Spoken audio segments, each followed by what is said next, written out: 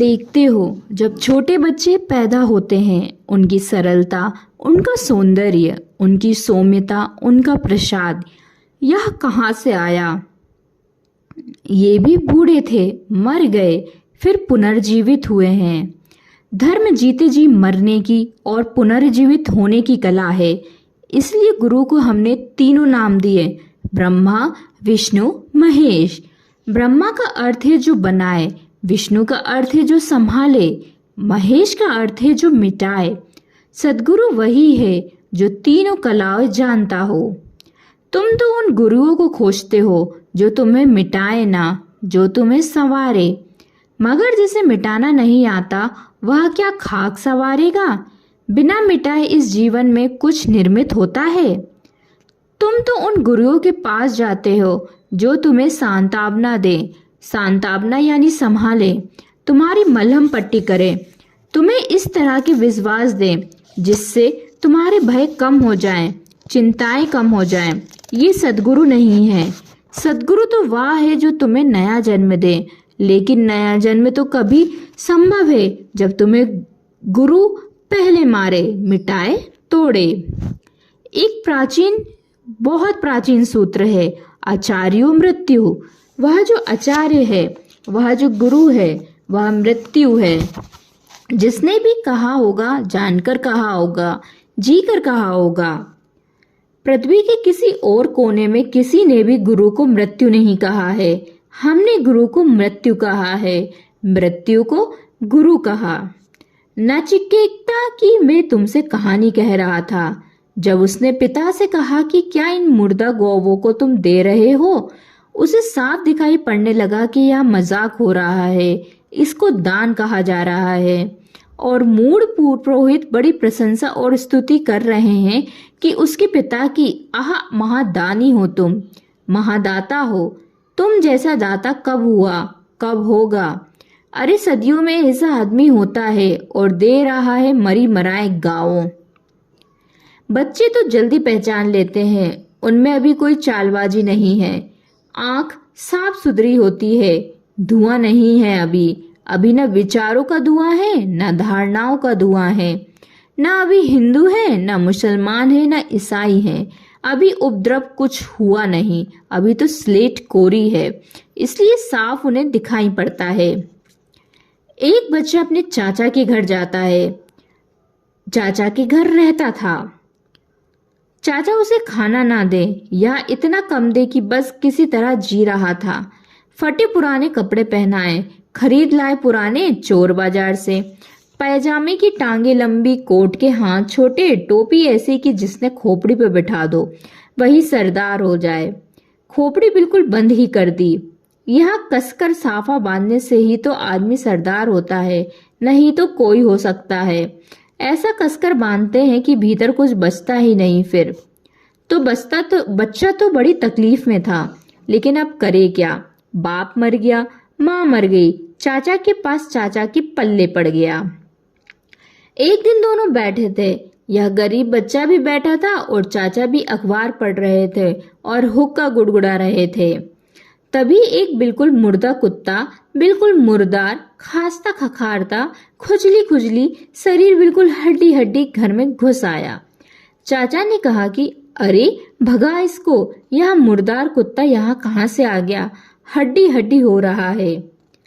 उस बेटे ने कहा कि मालूम होता है यह भी अपने चाचा के पास रहता है, इसकी हालत तो देखो। छोटे बच्चे को चीजें साफ दिखाई पड़ती है। अब यह मामला साफ ही है। हुक्का गुड़गुड़ा रहे हो, इसका मुर्दापन दिखाई पड़ रहा है, मेरी हालत नहीं देख रहे। ऐसा ही नचिकेता ने अपने पिता से पूछा कि मरी हुई मुर्दा गौ को तुम भेंट कर रहे हो, शर्म नहीं आती? बाप को गुस्सा आ गया। बाप ही क्या, जिसको गुस्सा ना आ जाए।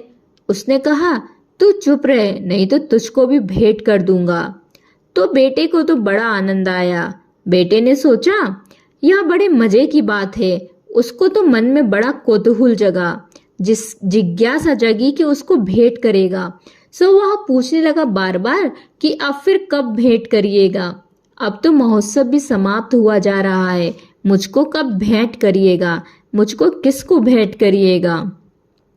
बाप और गुस्से में आ गया। कहा कि तुझे तो मृत्यु को ही भेंट कर दूंगा, यम को दे दूंगा तुझे। तो उसने कहा दे ही दो। ऐसे यहाँ नचिकेता की प्यारी कथा है कि बाप ने कहा जा दिया तुझे मृत्यु को। यह तो वो गुस्से में ही कह रहा था, कौन किसको मृत्यु को देता है, कब नहीं। माँ बाप गुस्से में आकर बेटे से कह देते हैं तू पैदा ही नहीं होता तो अच्छा था, अरे जा मर ही जा, शक्ल मत दिखाना अब दोबारा। मगर नचिकेता भी एक था, वह चल पड़ा मृत्यु की तलाश में कि बाप ने तो भेंट कर ही दिया, मृत्यु है कहाँ। और कहती है कहानी वहां पहुंच गई यम के द्वार पर।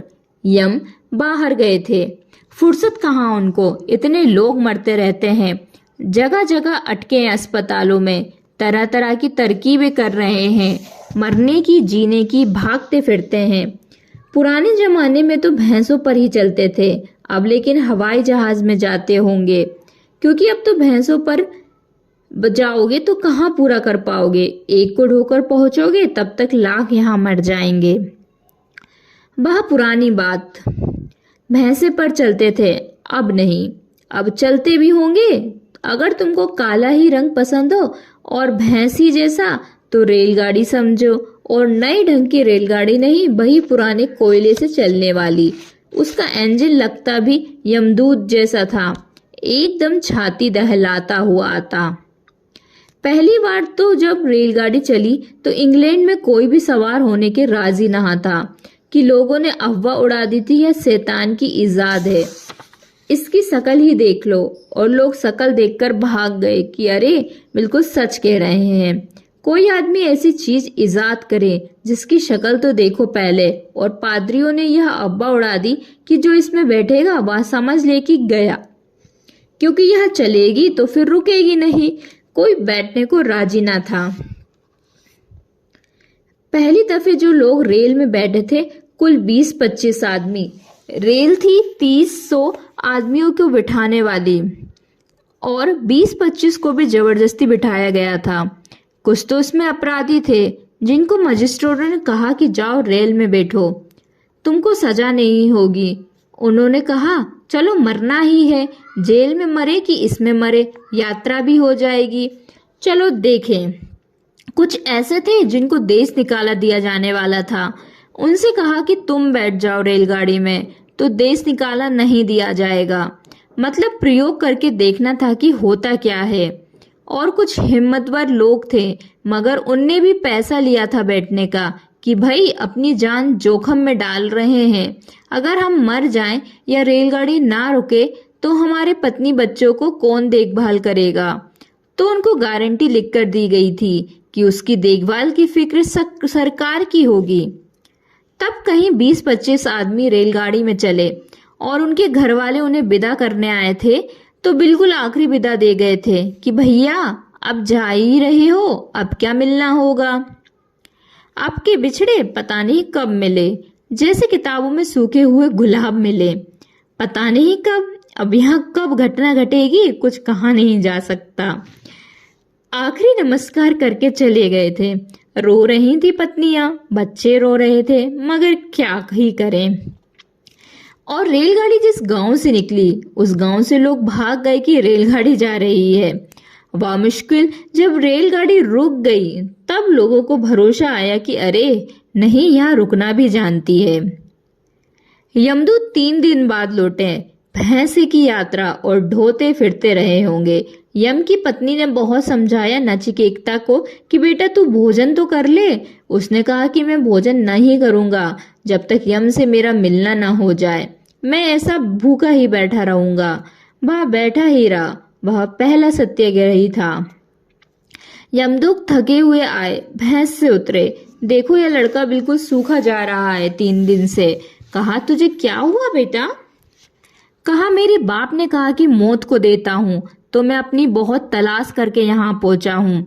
आप मिले नहीं, ना मिले तो मैंने भोजन नहीं किया, सोचा जब मिलेंगे तभी भोजन करूंगा। यम बहुत प्रसन्न हुए। उन्होंने कहा कि तू 3 बार मांग ले, तू 3 बार मांग ले, धन मांग ले, पद मांग ले, प्रतिष्ठा मांग ले, उसने कहा, सब में तो कुछ सार नहीं। वह मैं पिता के पास दे चुका, धन भी देख चुका, पद भी देख चुका, प्रतिष्ठा भी देख चुका, उससे अकल भी नहीं आती, और तो क्या खाक आएगा। मुझे तो मृत्यु का राज समझा दो, मुझे तो बता दो यह मृत्यु क्या है। यम ने कहा कि यह जरा कठिन है, क्योंकि मृत्यु का जिसने राज जान लिया उसने अमृत का राज जान लिया। तू तो बड़ा होशियार है, तो पूछ तो रहा है मृत्यु के लिए, लेकिन मृत्यु की बताने में मुझे तुझे अमृत की बतानी पड़ेगी। लेकिन नचिकेता तो रुका ही नहीं। उसने कहा, फिर मैं भोजन नहीं करूंगा, मैं यूं ही मर जाऊंगा। यम को बहुत दया आई। उसने मृत्यु का राज बताया। मृत्यु का राज जानते ही उसे अमृत का सूत्र उपलब्ध हो गया। मृत्यु को जिसने पहचान लिया उसने अमृत को पहचान लिया। सद्गुरु के पास मृत्यु को जानना, मृत्यु को जीना, मृत्यु में गुजरना, यही साधना है।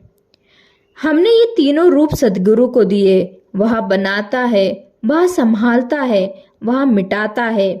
वह मिटा ही नहीं डालता, वह सिर्फ बनाकर ही नहीं छोड़ देता, वह सिर्फ संभालता ही नहीं रहता।